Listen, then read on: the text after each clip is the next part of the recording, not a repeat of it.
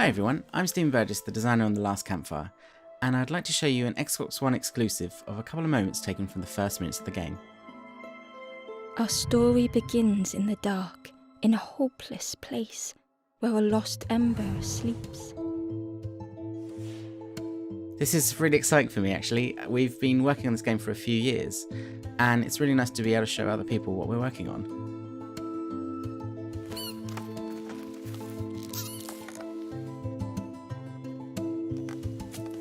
This is Ember, and somehow they've become lost.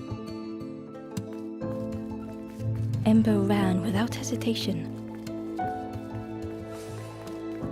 The wall glistened in the light.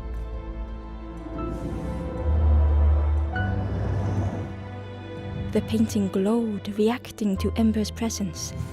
It showed a moment from the first Ember story. Ember just hoped it would show the way home.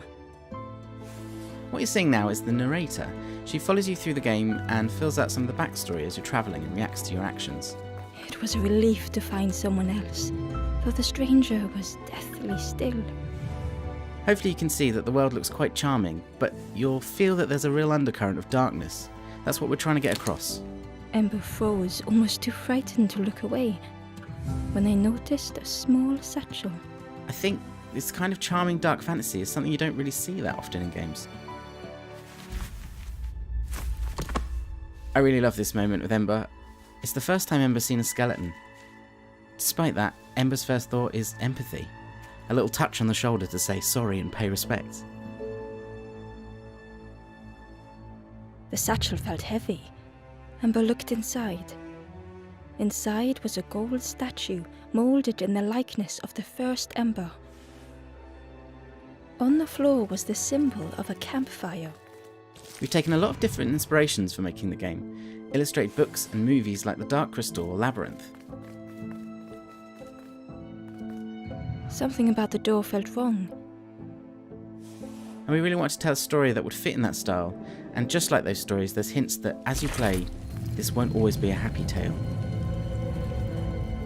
Moments like this are down to our artist, Chris Simons. He's our entire art team. Just one man has made all the art and animation that you can see.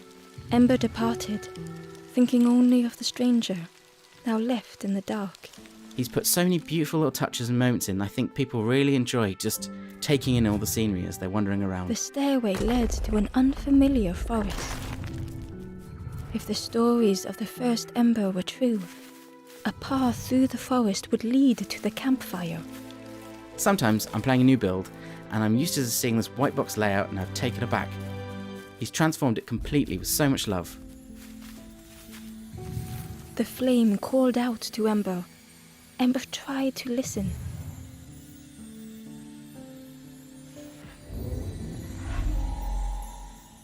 So the cage you see ahead there is a place where hope has become trapped.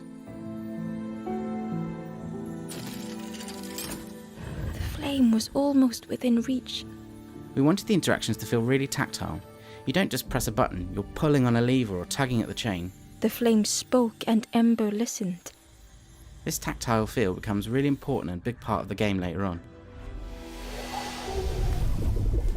Most games with puzzles tend to have a format of a series of increasingly difficult versions of the same puzzle.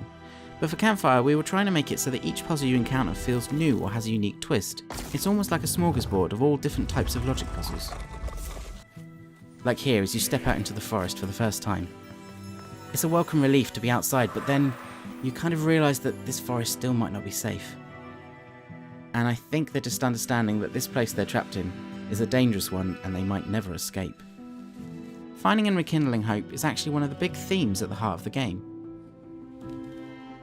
And learning to appreciate just how fragile that hope can be. As the forlorn Ember awoke, the campfire flickered into life.